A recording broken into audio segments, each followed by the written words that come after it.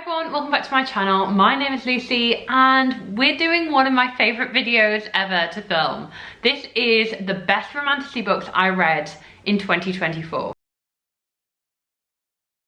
So if you're new here, you may not know, I read a lot of romantasy, and if you enjoy a good fantasy book or a good romance or a good romantasy, like, you're in the right place.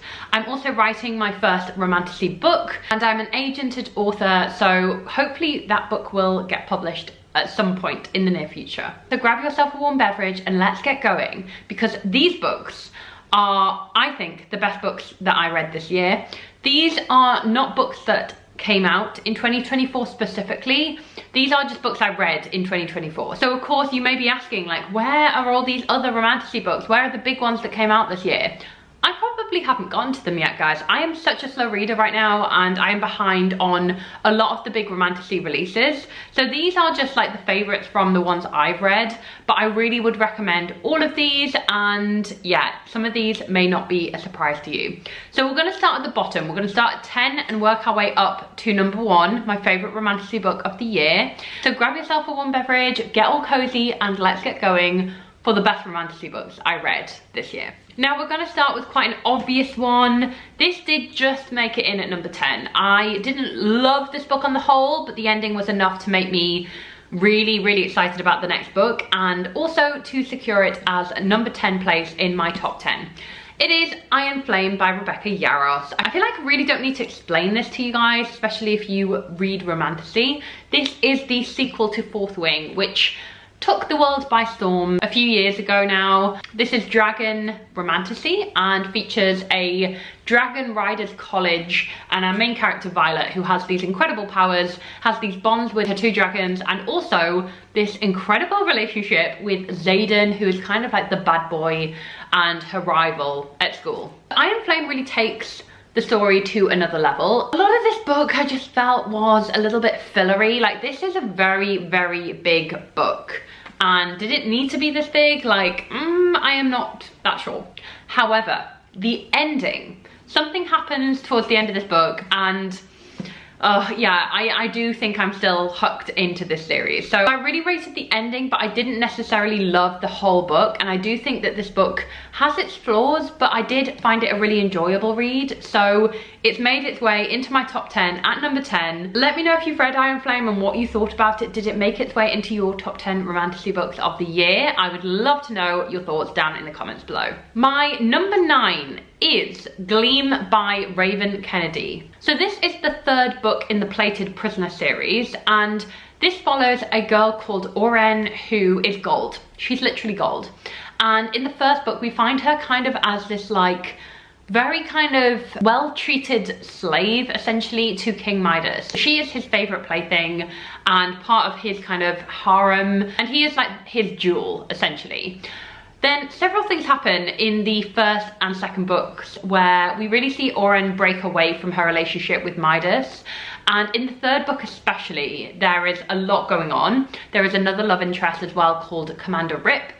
And this starts to become more like fairy romantasy. Like, it's a really interesting direction this takes, because you really think the 1st book is going to be one thing, and then it completely spirals into this other type of book series essentially. I found most of Gleam a little bit slow. There were certain areas I didn't quite love, but I do like where this series is going, and that's why it's number 9 for me.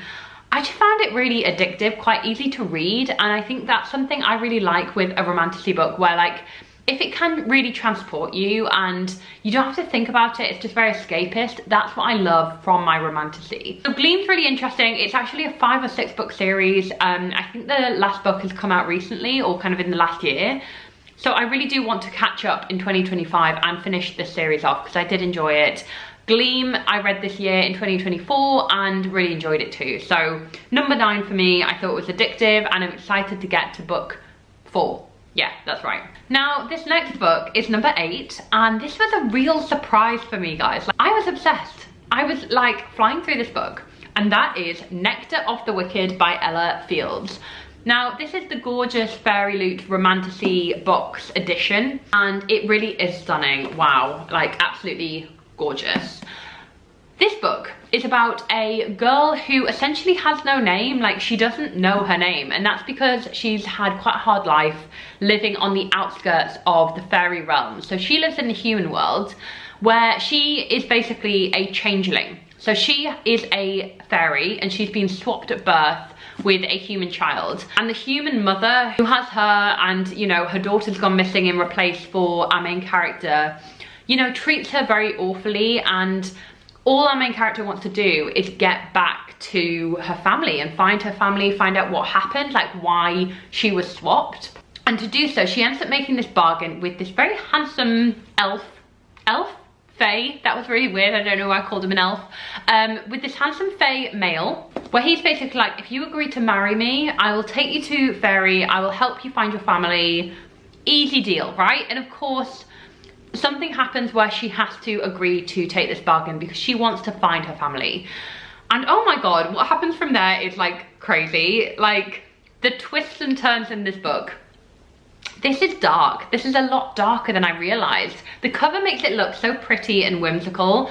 No, like this is, you know, wicked is a very good, you know, description of this book. Like it's steamy, it's got that kind of like excellent enemies to lovers, so they're kind of like friends to enemies to lovers, and oh, I love it, so good.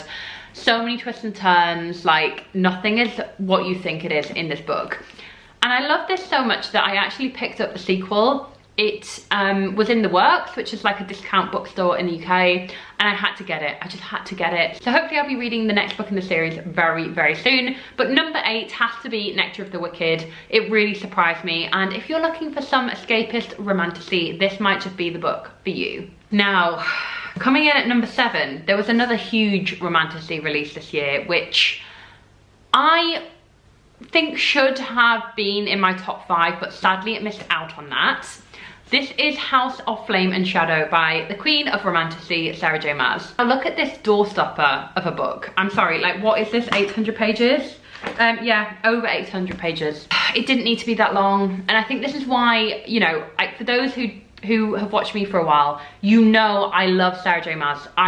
She is my all-time favorite author. I can very clearly say that. I have been here since the very beginning.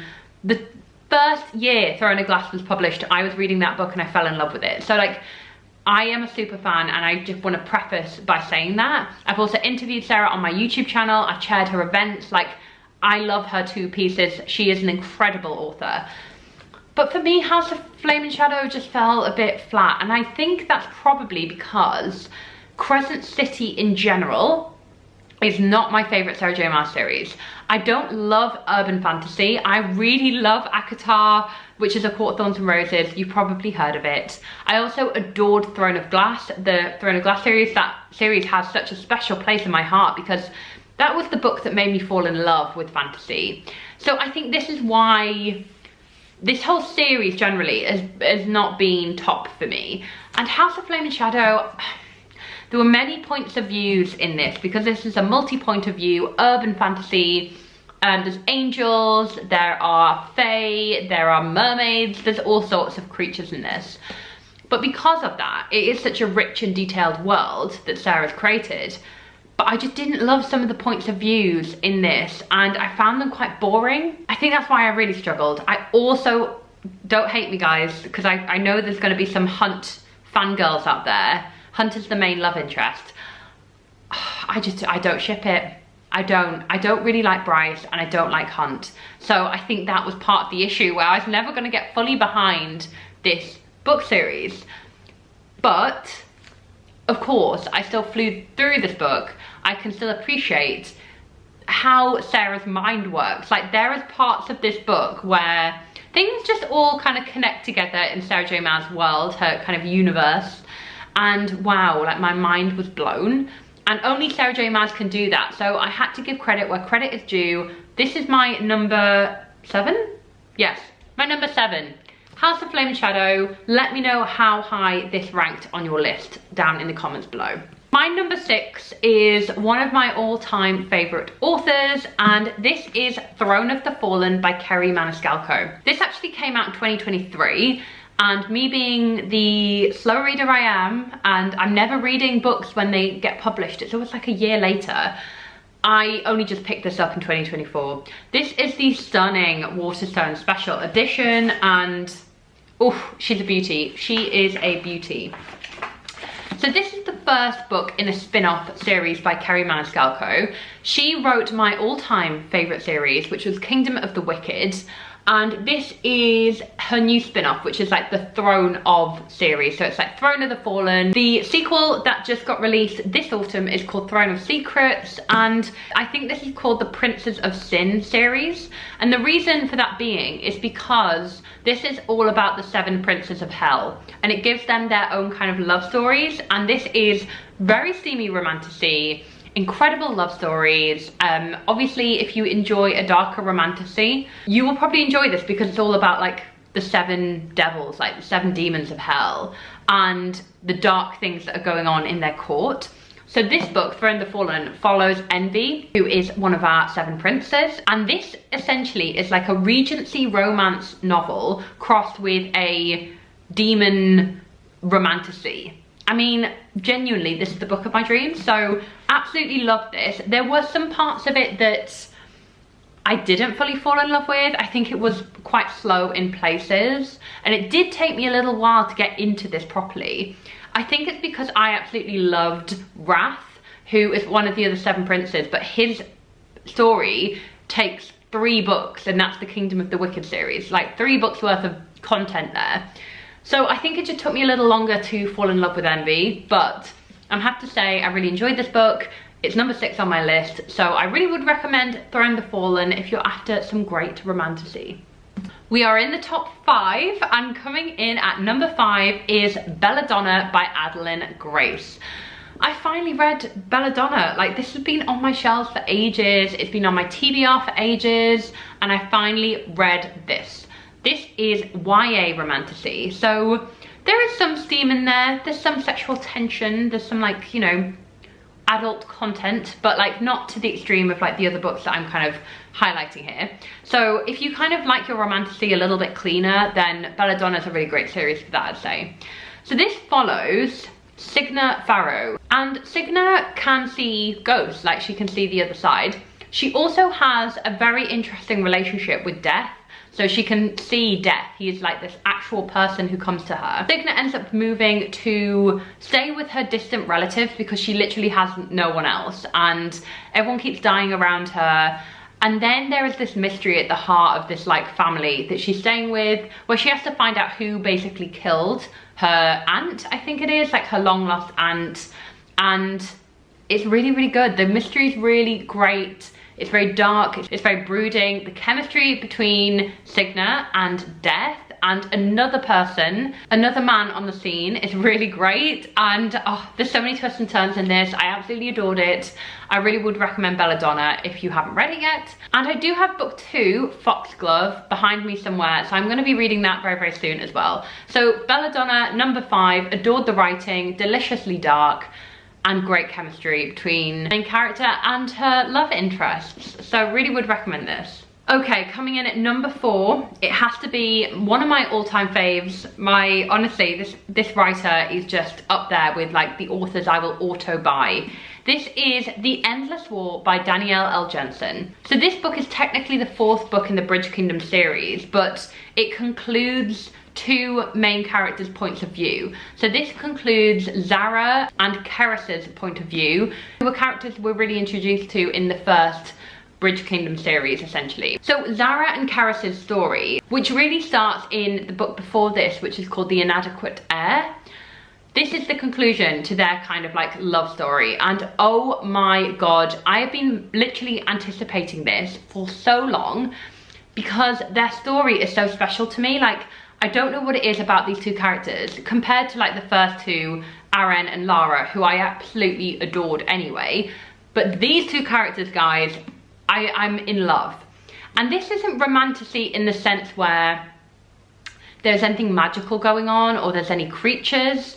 This is like fantasy in the sense that it's set in a world without magic, but it is a fantasy world. So it's not our world, it's a made-up world. But it's really big on the politics the scheming. It's kind of like Game of Thrones in the sense of like this big world, these different nations all scheming against each other. There's a war going on. Oh my god. And then at the heart of it, it's this love story that is so amazing. So I really recommend you start the Bridge of Kingdom series. I know I talk about it all the time on this channel, but genuinely obsessed. The 5th book in the series is coming out, starring, oh, I can't remember her name, Anna. She's basically Aaron's sister from the first 2 books. So I'm really excited to get her point of view as well. But I just absolutely adored this, and it's my number 4. Such a good book. Now coming in at number 3 is another favourite author of mine now. This is Slaying the Vampire Conqueror by Carissa Broadbent. Now you may know Carissa Broadbent from her Crowns of Nyaxia series. The first book is The Serpent and the Wings of Night, which I've talked about quite a lot on this channel. I really enjoyed those 2 books. So The Serpent and the Wings of Night and The Ashes and the Star-Cursed King. But I enjoyed this book so much more. This is Slaying the Vampire Conqueror. Now this isn't like completely related to the Crowns of Nyaxia universe. It kind of is, but there's no characters that are the same. But the Crowns of Nyaxia universe really focuses on the power of gods. Like they really have a visceral impact on their human subjects, and different people pray and are aligned with different gods. So in this book, Slaying the Vampire Conqueror, our main character is a nun. So she's kind of like an acolyte of one of these gods. And in order to do the god's bidding, she makes herself blind in order to see these threads, which is essentially a power that her goddess gives her. Now, throughout the land, there is this vampire who is going through the land, conquering towns, cities, plundering, causing chaos, and it's up to our main character to slay this vampire and kill him for the good of her nation. But of course, you know what's coming. She ends up kind of infiltrating her way as a kind of like a seer, like a prophetess, into his war camp, and tries to pretend to help him with his conquering, and of course falls in love with him along the way. And it is an amazing romantasy read. It just completely took me by surprise. Like, it looks so unassuming, and I haven't heard a lot about it on booktube, online, on BookTok, but oh my god, it's actually so good. And I really would recommend this book if you want something a bit different and something that's not going to be overhyped, because genuinely this deserves all of the praise I'm kind of giving it right now. I absolutely loved it, and it kind of cemented to me the fact that Carissa Broadbent is a romantasy author that delivers. Like, I can trust her to deliver a great story. So that's my number 3, and I implore you all to read it.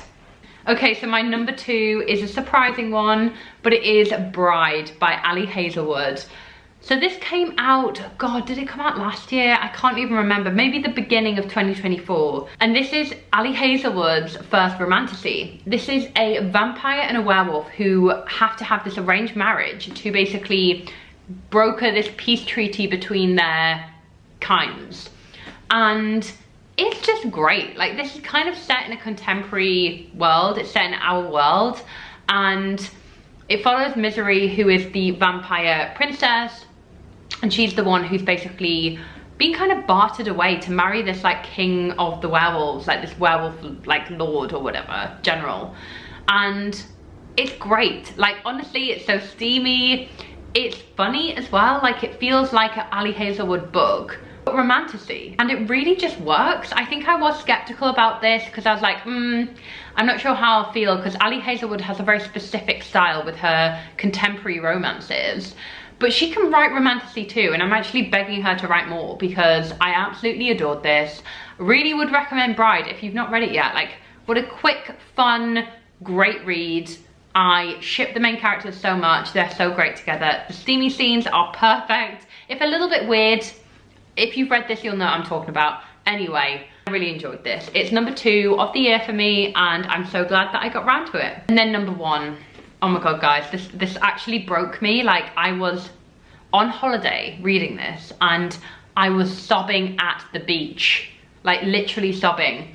It is Divine Rivals by Rebecca Ross. Now, this isn't romantasy in the same category that you would probably label a lot of these books I've mentioned, but this would not survive without the romance. So, and it's a fantasy story. So to me, this is romantasy because it does fit that categorization of like, it has to be a romance at its heart. It can't just be a story that stands alone from the romance. And I think this really is a love story at its heart. Fine Rivals, like where do I even begin? Like this obviously came out a few years ago, but I only just got to it this year. And this is enemies to lovers. It's a duology. I need to get around to reading the second book. This is basically following two rival journalists who become war correspondents. There's a magical typewriter that allows them to write letters to each other. And let's just say like they both start to fall for each other. Our main character Iris doesn't know the identity of the person she's writing to. Our love interest Roman knows exactly that it's Iris on the end of the line. And they are kind of enemies at work, and yet they have this kind of secret like correspondence.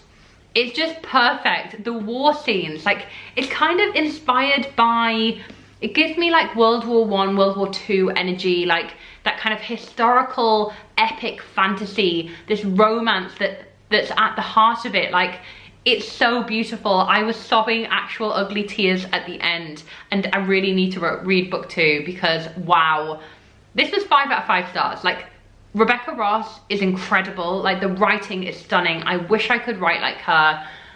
This just moved me so much, as well as being a swoon-worthy romance that I absolutely adored. I really think this is deserving of my #1 spot, my best romantasy that I've read in 2024. So guys, that is it from me today. I really hope you enjoyed this video, and I just wanted to say a huge thank you to you for all your support this year of me and my channel. Like, I appreciate you all so much. Sorry for the sloppy message, but I just wanted to say a huge thank you for every single comment you leave on this channel, everything, all the support. I appreciate you so much. And I hope you all have a wonderful Christmas if you celebrate it, and a very restful end to the year. I've got so many videos coming up in 2025 that I'm so excited by, and I really think that you're gonna love as well. So don't forget to subscribe to this channel for more of those. Also turn notifications on, the little bell down below, so you never miss a video. And if you did enjoy this video, why not hit the like button so that I can see that you've enjoyed it. Don't forget to let me know what romantasy books were in your top books of the year down in the comments below, and I'll see you very, very soon for another video. Thank you so much. Bye.